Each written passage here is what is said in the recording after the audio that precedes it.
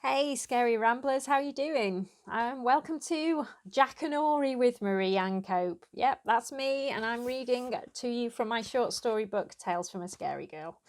And today I thought I'd read you a story I wrote that called Superstitious Nonsense. Now, I don't know whether any of you remember when you were a kid, especially if you were an 80s kid like me, there was this game almost that that we used to play, or we used to dare each other to play, whereby you stood in front of a mirror in the darkened room and stared into the mirror and said the alphabet backwards.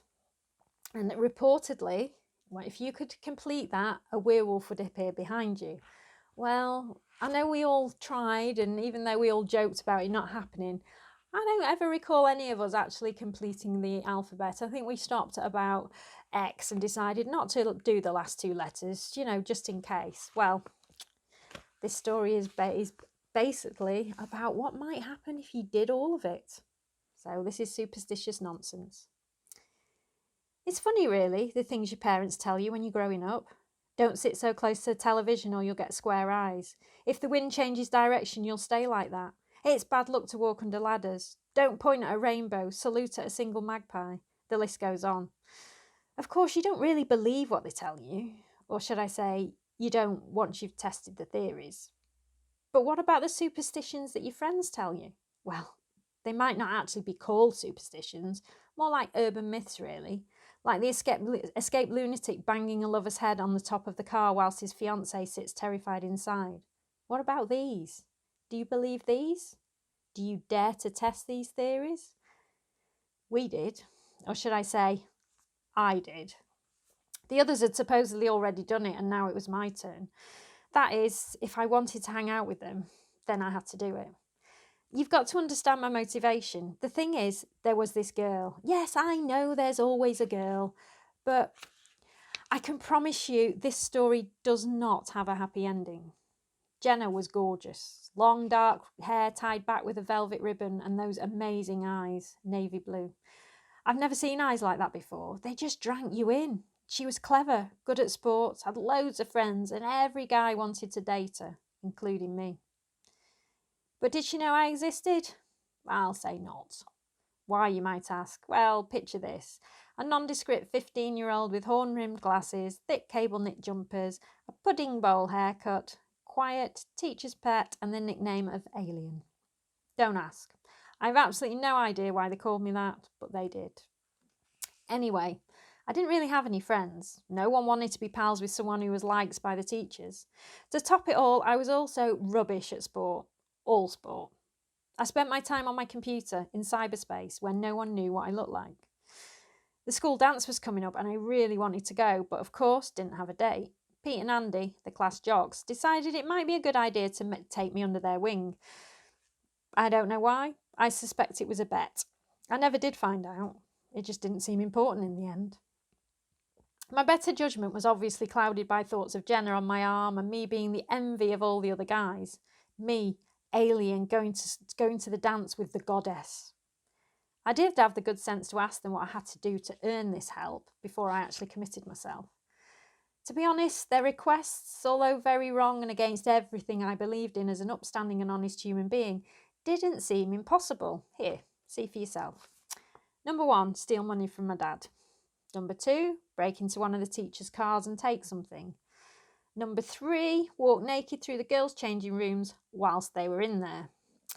Number 4, tell Mrs. Smethers that I loved her in front of the whole class. And number 5, stand before a mirror in a darkened room and say the alphabet backwards. You have to understand, I'd do anything for Jenna, just the chance to spend time with her. For this, I was willing to become a thief, a flasher, and a complete idiot. I just hoped that one day she'd appreciate the effort I'd gone to. I was a little perplexed by the last request, but I thought I'd ask more about it when I'd got the others out of the way. As you can imagine, I ended up in all sorts of trouble. I got caught stealing 20 pence from my dad's bedside drawer and received the hiding of my life. I swear I still flinch when I go to sit down, and it happened years ago. The car breaking didn't go too well either. They didn't warn me that the car was alarmed and monitored by the police. Well, a night in a cell was deemed punishment enough to stop me doing it again, and believe me, sharing a cell with a drunk and a raving lunatic did just that. The most humiliating of all, though, wasn't being made to stand naked in front of the whole school during assembly for having streaked through the girls' changing room. No.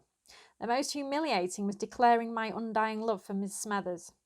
She was old, and I mean grandparent old. She was fat, had grey hair, and had a really hairy mole on her top lip.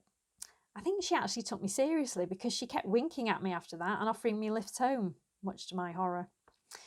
Pete and Andy, of course, thought this was hilarious. You've got to understand the importance of me being accepted by these two guys and hence being in a position to be looked at by Jenna.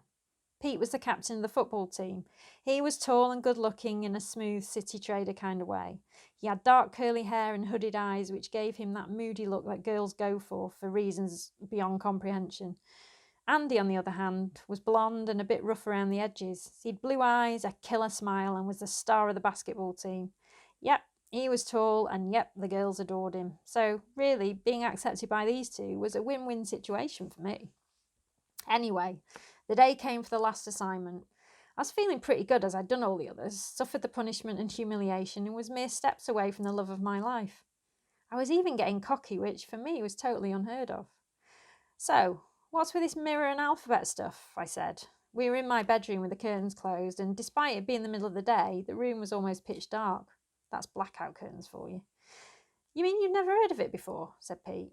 Nope, I said, walking nonchalantly around my room. What's the deal? The deal, Andy said, is that you have to stand in front of that mirror and say the alphabet backwards. He was pointing at the circular mirror above my chest of drawers. Duh, I know that much, I said. But what's the deal? What's supposed to happen? I assume something's supposed to happen.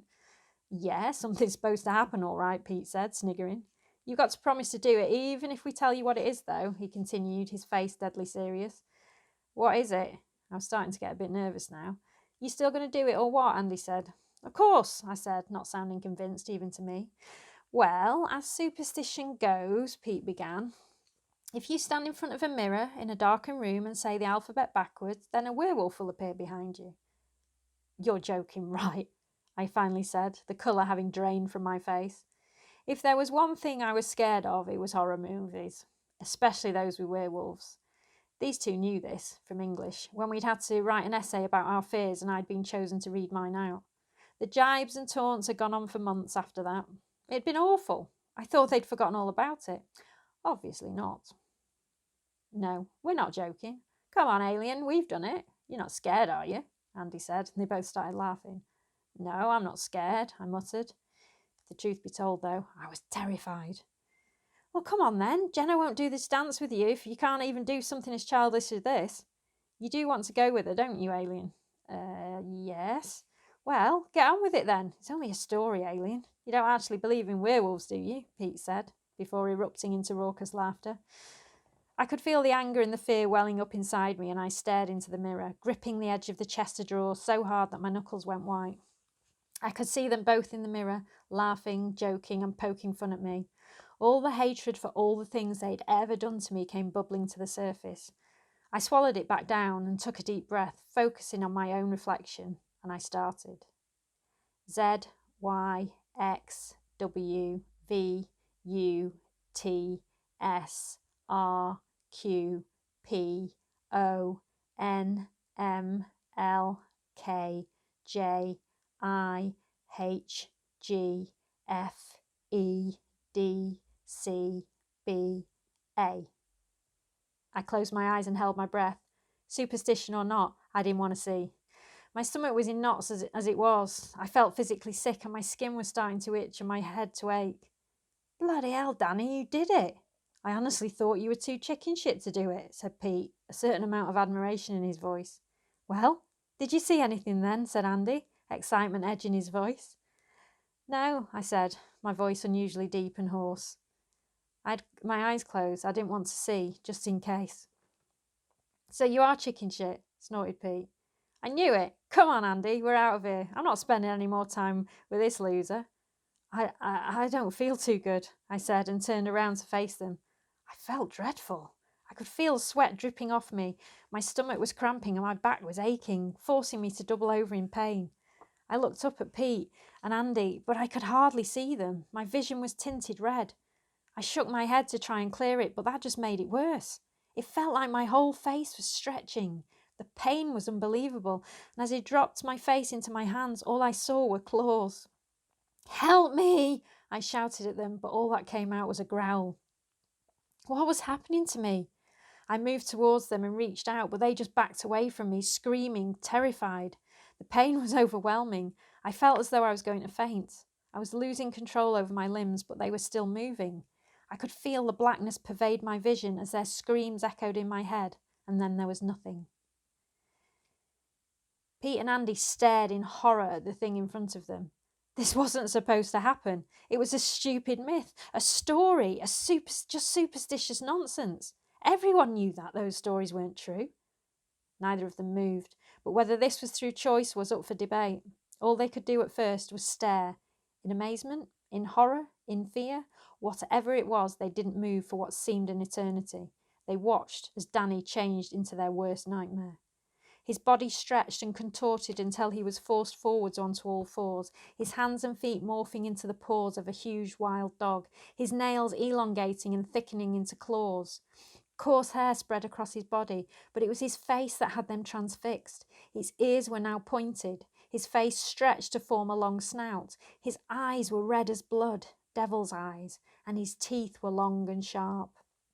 As the creature opened its jaws and growled at them, Andy finally lost control of his bladder. The stench of ammonia filled the air, and as the creature started to move towards them, both boys began to scream. Pete made a break for the bedroom door, but he was too slow. The creature gripped him around the neck and dragged him forwards. Pete stared straight into its eyes and felt fear clutch his heart so tightly he thought it would stop beating. Perhaps that would have been best. The creature snapped his neck and hurled him against the bedroom wall, the plaster crumbling under the impact. Andy was crying by now, rooted to the spot. He could hear sirens outside and footsteps on the stairs as people came running.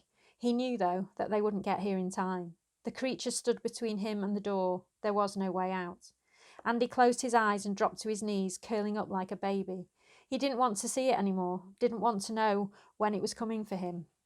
He heard the thud of its paws as they carried its weight towards him, and he felt the dampness of its nose as it pushed against him, nuzzling him like a pet dog would, before it started licking him.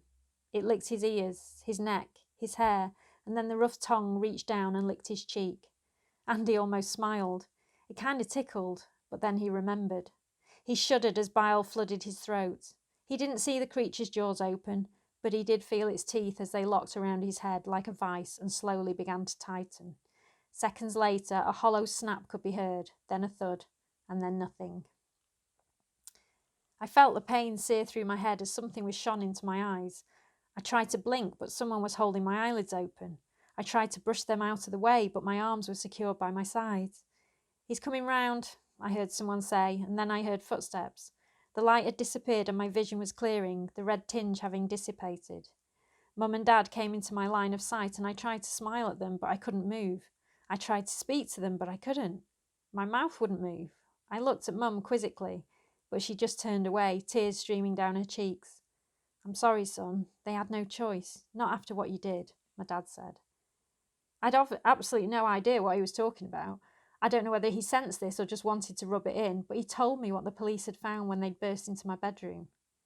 Pete's body had been in a heap on the floor, his neck broken and every other bone in his body shattered. He had been hurled with great force against the wall, so hard in fact that there was now a hole in my bedroom wall. Andy's body had been found curled up in a ball under the window, headless. His head had been torn from his neck and had been found lying next to me, his eyes wide and staring. I had been found unconscious on the floor, shivering and covered in blood, or more to the point, my face had been covered in blood. In fact, my mouth had been full of blood and traces of hair, Andy's hair. "This is why you've been restrained, why you have a clamp over your mouth. You did that to those boys. You." He shook his head in shame. I just stared at my dad. They honestly believed that I had done that. I couldn't move. I couldn't speak. And I couldn't explain what had gone on in that room. I couldn't explain to them how sick I felt, how my body had felt like it had been taken over by something. I couldn't tell them I had blacked out. I started shaking my restraints. I needed to explain. Christ, I hadn't done this. I was half their size. How can anyone think that I would be capable of something like this?